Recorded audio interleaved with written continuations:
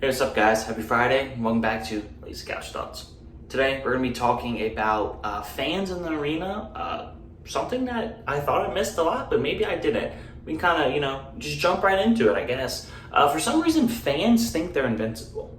If you don't know what I mean by that, go look up the Russell Westbrook situation, in which he left the game with an injury. Like, he was injured. He had to leave the game because he was hurt. And then while he was walking through the tunnel to go get checked out because he was hurt in a game, something that's really is just not that serious, if we're being honest here. It's just a game. A fan decided, and I say that I'm trying to pursue a career in sports media, and I'm just referring to it as just a game because that's just what it is. At a certain point, you have to realize that fans are just so over the top. And here we go. The fan decided to dump his entire bucket of popcorn on the dude's head as he's leaving with an injury in a playoff game. A playoff game in a playoff series where Philadelphia 76ers, y'all are going to sweep. It won't be close. They won't win a game. You're good. You don't have to worry about these people. And in Philly, where you already have a very bad reputation because Philly fans just have a terrible reputation, and you're gonna dump popcorn on the player's head of one of the best players on the other team because he left with an injury in a game that you're about to go up 2-0.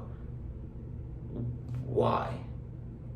That doesn't really make sense. So Russ flipped out, tried to run up the stands to fight the dude, and I gotta be honest, Russ seems about that life, right? I don't think Russell Westbrook's the type of dude to play tough in that situation. Now, some people, may disagree, whatever. Some people may think he's a punk, whatever. But Russell Westbrook, regardless of your feelings of him on the basketball court, I feel like he is the type of dude to be oh, okay, we fighting, okay. Because, that's a strong dude.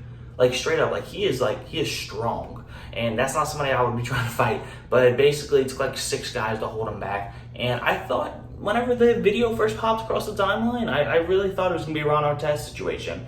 I actually said on the podcast that came out yesterday, you can check it out on Apple, Spotify, Google Play, everything like that. I actually thought, I even said on the podcast, I said, I'm not even watching this series. I'm going to be paying attention to every other series. I'm not paying attention to this one. Nothing's really going to happen. And then boom, that happens. I'm okay, that's pretty funny. But, this is, a real issue. Because, fans, I guess, for some reason, if you go looking through social media right now, I guess they went, a year plus without being able to go to games. So now everyone's going back and everyone's getting really drunk. That's the only thing that can really explain everything that's going on right now. They're going a little bit too hard in the paint, and there's fights breaking out like crazy. People are yelling at fans. People are saying racist stuff to John Morant, so much to the point to where they're actually getting banned from life from the stadium. And John Morant's dad has to do a story on ESPN saying yeah, those guys are saying some pretty racist stuff to my son. Could you imagine going watch your son, who's an 8 seed, go play a 1 seed, and, a series that they may mess around and actually win. Your son's the best player on the team. He's number 2 overall draft pick. He's a stud. And, he's just, to him, he's not, he's, a great basketball player. He's no, that's my boy. That's my son. And then just sit in the stands and potentially have somebody next to you screaming the N-word at him or screaming racist remarks at him. Could you imagine that? I mean, that's gonna be awful. I couldn't imagine anything worse as a father because, that's something, you can't control. You can't do anything about it. That's just, you just have to, listen to it. What is he gonna do? Just fight every single Jazz fan there? It's ridiculous. No father should ever have to go through that. And then, looking at all the situations now, there's fight videos breaking out in the stands crazy. If you scroll through Twitter on a given day, there's 4 to 5 fight videos at a baseball game from, MLB Twitter every single day. Dude, what are y'all doing, in the stadium where y'all are yeah, I'm gonna fight this guy? What's being said here? If I go to a game, if I'm going to, I'm wearing my Red Sox shirt today. If I'm going to a Red Sox game as a Red Sox fan in Fenway, then I'm yeah, I'm cheering. And if there's somebody, cheering for the other team, I would never, scream at them. I would just yeah, I mean, this sucks. I wish I didn't have to hear them right now. But, what are you gonna do about it? I've been to LSU Alabama football games in Death Valley. I was at the 10-0 game in 2018. If you don't know how that game went, it was tied 0-0 going into the fourth quarter. So it was an intense game, defense back and forth, a lot of 3 and outs, a lot of them really not moving the ball or field position. And eventually, Alabama ended up scoring. They ended up scoring to go up 7-0.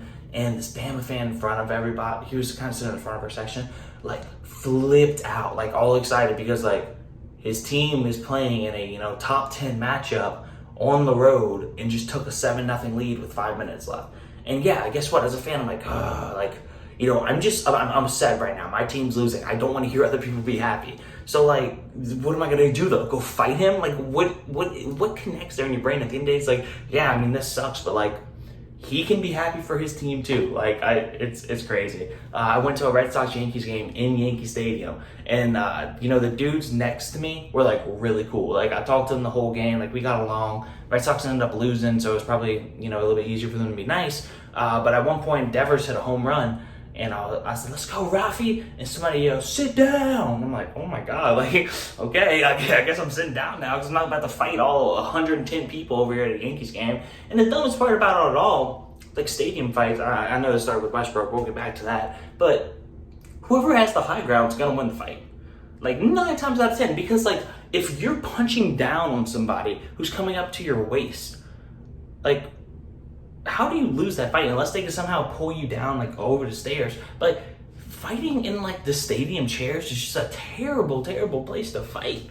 Like, you don't have any room, you can't like really move your feet at all. Like, you're just sitting there just like throwing haymakers at each other, which I guess most people do. Like, wouldn't you take that out to the concourse? Like, the latest fight video that came out, there's a little girl just screaming. Like, she just watched a man get like annihilated, like just destroyed, right? Like, it was bad. Like, it was a very bad fight. Like, the dude was just getting whooped. And like, this little girl is just watching it, like scream crying because she's terrified. Like, what are we doing, guys? We gotta be better than this. Fans, you gotta chill out a little bit. At the end of the day, it's still a game. You don't need to go fighting people. You don't need to go to prison. Like, why? Do you really want to get arrested to go just because you want to get in a fight at a baseball game? That seems a little silly to me. And another thing, do you really want to get arrested and get your butt whooped by Russell Westbrook or another, professional athlete? Because you thought you were cool because you were hanging out with your buddies and you're like, hey guys, watch this, and you dumped your popcorn in his head. Because I guarantee you that dude was terrified. And another thing, I saw a lot of tweets saying this, I guarantee you that's the same type of dude who would stop him in the street and ask for a picture and an autograph. That's the crazy part about it. But anyways, guys, fans, we gotta be better. We gotta be, I don't know, like, I'm not gonna say you have to be like polite to everybody, but like, I mean, you don't have to spit on the players. You don't have to say racist things to the players. Like, there's a difference between a harmless, like, you suck, or, like just like chirping, just kind of like busting balls or whatever with the players. That's different. But saying like racist remarks and, like pouring things on them. And I know people are like, oh, well, it's just popcorn. Well, it's not that. It's a respect thing. Like, you're not going to go up to a grown man and just dump something over his head. It's just very disrespectful. Like that's what a lot of people aren't getting in this situation. Like, in the guy code and like the code of man, like, that's not something that you do. And if you do it, then you need to be prepared to get your butt whooped. That's just kind of what it is. Now, guys, again, like saying, like going to Fenway and everybody chanting Yankee suck or something, that's fine. Like, that's different. You don't have to be, you can let's say it like this. You don't have to be a jerk, but you don't have to be an a-hole. That seems fair to me. Anyways, guys, have a great weekend. If you go to a game, have a lot of fun, stay safe, don't get into a baseball fight, and I'll see you guys next week. Big guests on the podcast next week. Make sure you check it out, and I'll see you guys on Monday. Peace.